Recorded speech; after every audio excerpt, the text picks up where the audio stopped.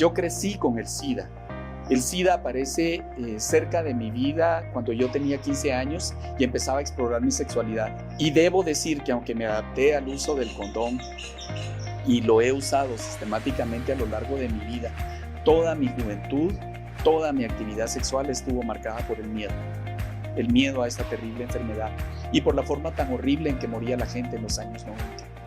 Sin embargo, cuando aparece la PrEP, por primera vez encuentro paz, encuentro tranquilidad y encuentro seguridad de que voy a tener relaciones sexuales sin miedo. Y creo que eso es lo más maravilloso de esta tecnología, porque por primera vez existe un método que realmente funciona.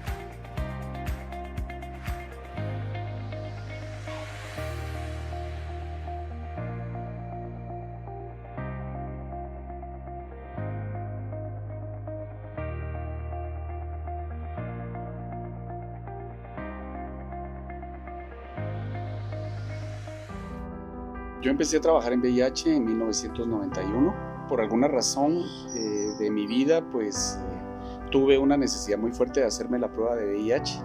Y el acercarme a ese contexto me hizo darme cuenta de que muchísima gente de mi red social e incluso de mi red sexual en los años 80 estaba siendo ya fuertemente afectada a causa del SIDA en ese entonces. Y fue por eso que decidí involucrarme dentro de una asociación de hombres gays que había entonces, que se llamaba Solidaridad, para poder trabajar en la respuesta a la epidemia. Empecé a trabajar en VIH, todo esto como resultado de una experiencia personal que tuve, en la que me vi en la necesidad de hacerme la prueba. Y justamente en el lugar donde me hice la prueba, pues al consultar sobre la posibilidad de ser voluntario en algún tipo de programa para personas con VIH, me informaron de la existencia de Solidaridad, que era una organización que daba apoyo y acompañamiento a personas con SIDA en ese entonces. Yo desde los 15 años empecé a tener una vida sexual bastante fuerte en el centro de la ciudad de Guatemala, y era muy común que los hombres gays pues se pararan en ese entonces en las esquinas y tuvieran contacto con otros hombres, ya sea subiéndose a los carros o yéndose con ellos, ¿verdad? Y me encontré con una red social bastante fuerte en los años 80. Sin embargo, en los 90 pues me entero que muchos de mis amigos habían muerto a causa de SIDA, otros estaban muy enfermos y no había nadie en el país que estuviera interesado en ayudarlos, salvo esta asociación, Solidaridad. Solidaridad era una asociación que prestaba servicios de apoyo y acompañamiento a las personas con SIDA. La mayoría de sus voluntarios iban a las casas a cuidar a los enfermos y darles un acompañamiento para asegurar pues algún cuidado paliativo y de alguna manera ayudarlos a bien morir. En esa época pues no había medicamentos ni servicios de atención en el país, y APAE se ocupaba de conseguir alimentos, de conseguir ropa, de conseguir medicamentos para las personas con SIDA en ese entonces. Cuando yo me incorporo a la asociación y por mi formación de maestro, pues decido conjuntamente con Mario, que era quien la dirigía, pues conformar el primer programa de educación, y fundamos el programa de prevención de la asociación con un énfasis en actividades tanto para la comunidad gay, para otras comunidades y también lo que yo mejor sabía hacer, que era programas de educación en escuelas. Llegamos a desarrollar un programa que tenía una cobertura de casi 2.000 escuelas en el país en los años 90. Diseñamos muchísimos materiales de educación sexual, para niños de 8 años, para niños de 9 años, para adolescentes de la secundaria, y este tipo de programas pues llegaron a niños en casi 8 departamentos de Guatemala en ese entonces, que era financiado con fondos de la comunidad, o sea, a través de actividades, de fiestas que se hacían, rifas que hacía la asociación, donaciones de personas, en la mayoría hombres gays, que apoyaban, y fundamentalmente pues el trabajo tesonero de Mario Andrade.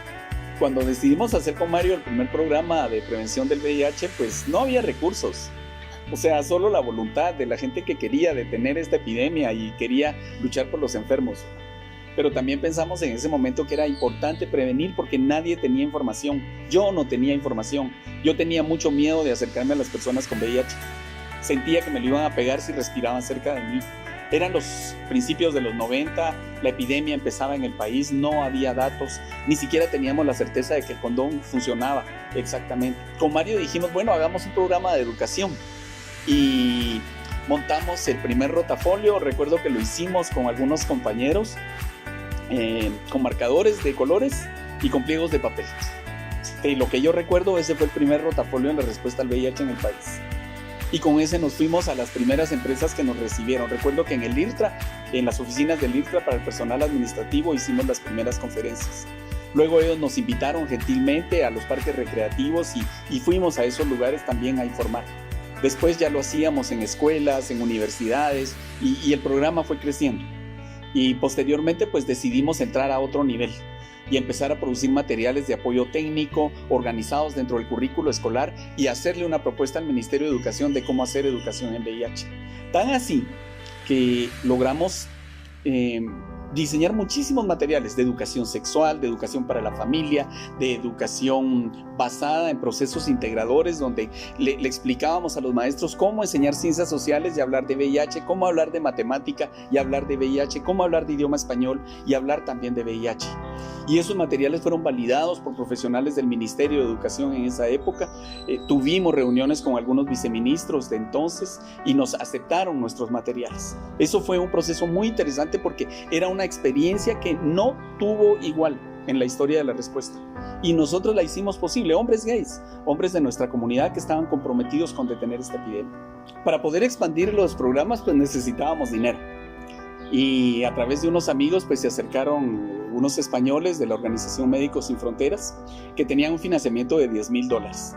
Para entonces nunca habíamos tenido financiamiento y dudo mucho que las pequeñas organizaciones que había en el país, que probablemente eran 2 o 3 más que nosotros, tuvieran en ese entonces.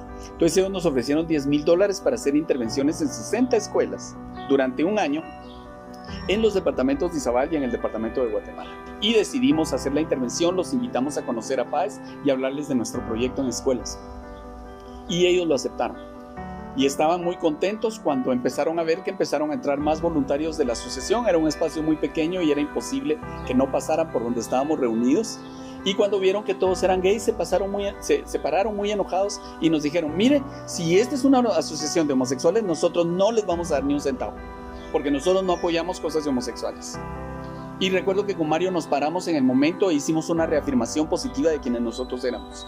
Y les dijimos: sí, nosotros somos gays y estamos muy orgullosos de serlo. Pero esta es una asociación que trabaja para detener el VIH y para ayudar a las personas. Y necesitamos ese dinero. Ellos se sentaron un poco desconfiados y aceptaron terminar la reunión. Nosotros pensamos que nunca nos lo iban a dar, pero nos lo dieron.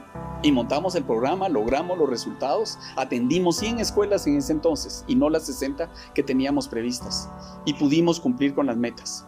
Y por alguna razón mágica, después de ese dinero empezaron a llegar ayudas. Luego se acercó Red Barna, una organización que trabaja con niños. También se acercó Plan Internacional. También tuvimos apoyo del gobierno de Holanda. Se acercó IVOS. Y miren, de una manera maravillosa empezamos a tener financiamiento y pudimos llevar nuestros programas como a 8 o 9 departamentos del país. Ser gay en los 80s y principios de los 90 era otra historia. Era un mundo totalmente distinto. La intolerancia era demasiado fuerte y la posibilidad de entender otras diversidades pues realmente era imposible. Entonces vivíamos casi a la sombra. Y Solidaridad era una asociación diversa en ese entonces. Y yo recuerdo perfectamente que había muchas compañeras lesbianas, había gente heterosexual, habían hombres bisexuales y la mayoría pues sí éramos hombres gays, porque la mayoría de los que se estaban muriendo eran nuestros amigos, nuestra red social. Y casi todos los que estábamos involucrados estábamos de cerca porque mucha gente que había sido parte de nuestra vida había sido afectada. Solidaridad decidió que no iba a ser una asociación gay, sino una organización de prevención y atención a los enfermos de SIDA. Porque era lo que nos estaba matando, era lo que estaba matando a muchísima gente. Y en ese momento nosotros no estábamos pensando del proceso maravilloso que se estaba dando, que era la formación de una organización de la comunidad.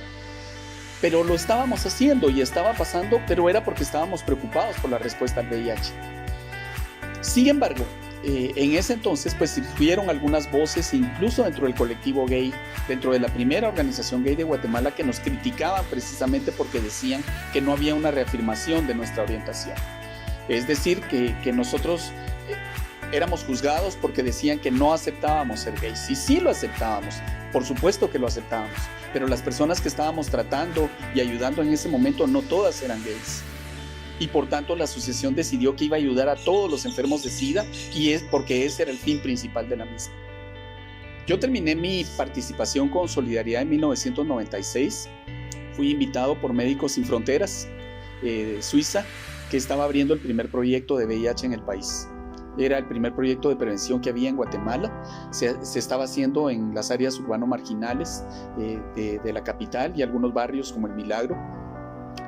Y bueno, tuvimos una colaboración en la que invitamos a Oasis, invitamos a PAES para ayudarnos a desarrollar el proyecto y ahí estuve trabajando durante algunos años. Luego fui invitado a formar parte de una oficina regional que Médicos Sin Fronteras estaba abriendo para dar asistencia técnica a los proyectos que estaba implementando en Centroamérica. Es importante mencionar esa parte de la vida porque fue en esa oficina regional y justamente con una persona que dirigía la oficina de Guatemala que se tomó la decisión de traer los medicamentos antirretrovirales. Y eso pues significó un paso importante en la respuesta al VIH, porque hasta ese momento nadie en el país daba medicamentos, salvo el ICS.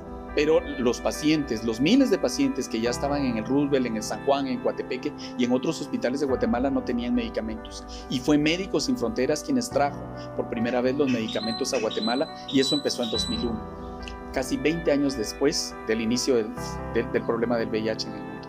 A finales de 2012, el Foro Mundial de Hombres que tienen sexo con hombres publicó lo que ellos le llamaban las nuevas tecnologías de prevención. Y por primera vez pues nos enteramos de que además de la abstinencia, de la fidelidad y del uso del condón, existían otras opciones que reducían el riesgo de transmisión. Una de ellas era la profilaxis previa a la exposición. Para ese entonces solo había sido publicado el primer estudio mundial, pero ya estaban animando a otros países a hacer estudios demostrativos para poder generar más evidencia sobre el impacto de la misma. Y es así como desde el lugar donde yo trabajaba entonces y en mi participación en las mesas sectoriales del país, empecé a proponer el uso de la PrEP como una alternativa particularmente para hombres que tienen sexo con hombres. Esto pues lo desarrollamos por primera vez, la idea en la mesa que estaba construyendo la propuesta de país, que tiene financiamiento del Fondo Mundial, que es la más importante inversión que hay en Guatemala en términos de VIH. Sin embargo, pues no fue aceptada. Había muchas dudas de las personas sobre los beneficios de la PrEP y particularmente los infectólogos en el país se oponían rotundamente porque creían que los medicamentos antirretrovirales debían usarse únicamente en personas que viven con VIH. Entonces consideraban en ese entonces que los gays pues solo deberíamos usar el condón o abstenernos o ser fieles. Y sin embargo pues nosotros decidimos iniciar una serie de acciones desde CAS. Empezamos a promover a los diálogos nacionales, que nosotros le llamábamos Sexo en la Ciudad. Estos diálogos nacionales se hicieron 4, uno con sociedad civil, otro con cooperación, uno con ONGs y cooperación y otro con el Ministerio de Salud, y a todos nos corrieron. Incluso hicimos uno con grupos de las comunidades, estaban las organizaciones de trabajadoras del sexo, las organizaciones de mujeres trans, muchas organizaciones de hombres gays, y todos casi nos corrieron con antorchas porque decían que no era posible que los medicamentos se usaran para la prevención. Pero CAS siguió, y con apoyo de UNUCIDA y con apoyo de Robert Grant, que fue el primer investigador que probó la eficacia de los medicamentos antirretrovirales para la prevención del VIH. Lo trajimos a él acá para que él estuviera a nivel de los infectólogos de Guatemala y muy por encima de ellos y pudiera explicar los beneficios de la PrEP. Este diálogo final fue muy importante porque aclaró muchas dudas que la gente tenía y abrió la puerta para que después la OPS y otras agencias de cooperación se interesaran por el tema. Entonces es de esta manera como en un proceso de negociación que nos llevó varios años, pues fuimos incluyendo primero a UNUCIDA, luego a la OPS, los CDC también fueron una parte fundamental en el diálogo y en la asistencia técnica y se fueron incorporando y fuimos haciendo un grupo más fuerte para ir convenciendo a los demás sectores. A la par de eso, CAS había decidido que íbamos a empezar a ofrecer la PrEP con gasto de bolsillo. Y abrimos el programa, fue la primera clínica en América Latina, la primera clínica comunitaria que ofrecía la PrEP. Y tuvimos muchos hombres que llegaban por ella. Sin embargo, el costo era muy alto y no todas las personas podían pagarla. Pero logramos posicionarla con recursos del Fondo Mundial en 2018 y es en 2019 que logramos el proceso de escalamiento. Es tan importante este proceso porque actualmente hay alrededor de 800 hombres que están recibiendo la PrEP en CAS, pero lo más maravilloso es que en este momento 4 clínicas más se están abriendo en el país para poder ofrecerlo. Y eso amplía las posibilidades para los muchachos, para la gente, para que pueda acceder a ella. Y no solo para hombres gays, también para mujeres trabajadoras del sexo, para hombres trans, para mujeres trans, para que puedan acceder a la PrEP y prevenir la transmisión. Pienso que la PrEP es una herramienta que va a contribuir significativamente en la reducción de nuevos casos de VIH. Verdaderamente ahora ya sabemos cómo detener el VIH, ya sabemos cómo eliminar el SIDA. El mundo ya tiene las herramientas para poder hacerlo. Lo que necesitamos es hacerlo. Y la primera acción que hay que hacer es darle tratamiento a todas las personas positivas. Entonces hay que tamizar a todas las personas, asegurar que las personas positivas entren en tratamiento y se lo tomen, porque le van a pasar 2 cosas. La primera es que al tomar tratamiento ya no lo va a transmitir y tampoco se va a enfermar y va a vivir plenamente el resto de sus días. Pero en términos de la prevención tenemos que seguir dando condones y PrEP, porque la PrEP bien tomada tiene una efectividad arriba del 90% y eso significa que le va a dar muchas posibilidades de tener una sexualidad plena y maravillosa a los jóvenes. Entonces es importante promover la PrEP, universalizar la PrEP y que no quede solo para hombres gays, que todas las personas que se sientan en riesgo puedan tomarla, porque en los países donde se ha masificado, el número de nuevas infecciones se han reducido notablemente. Y esa es una muy buena noticia. Si nosotros hacemos estas 2 acciones, nosotros vamos a lograr poner fin al SIDA en nuestra comunidad. Aunque nunca me he creído activista, sino trabajador de la salud, tengo un fuerte compromiso arraigado en mi vida de trabajar por el VIH y me gustaría mucho ver el fin de esta epidemia. Ciertamente la juventud actual ya no ve el problema del VIH como lo vimos los que éramos jóvenes en los 90, que se nos estaba yendo la vida y muchísimos, pero muchísimos amigos murieron a causa de eso. Desde entonces me hice la firme promesa de trabajar para contribuir en la erradicación de esta terrible enfermedad y pienso que lo voy a ver. Actualmente pues ya no formo parte de CAS, pero estoy trabajando en una entidad que va a ayudar a los gobiernos en Centroamérica a promover la PrEP y a instalarla en los países. Esa es mi misión, espero, para los próximos años, porque en Guatemala ya lo logramos, pero tenemos que seguirlo haciendo en otros países de Centroamérica. Estas cosas que son buenas para la gente tienen que llegar a todas las personas y hay que dar ese paso y hay que ayudar a quienes quieren hacerlo en esos lugares. Y la experiencia que nosotros tuvimos en Guatemala ha sido una experiencia muy difícil, pero también ha sido maravillosa porque los resultados los vemos y espero que con estos saberes adquiridos podamos contribuir a que en el resto de países centroamericanos puedan acceder a la PrEP.